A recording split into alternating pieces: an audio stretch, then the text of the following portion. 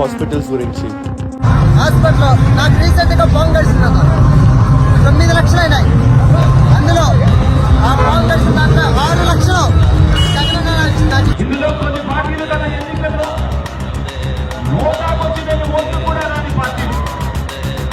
Schools ఇంకా హాస్పిటల్స్లో మీకు అభివృద్ధి ఏం కనిపించింది జగన్ చేసిన దాంట్లో?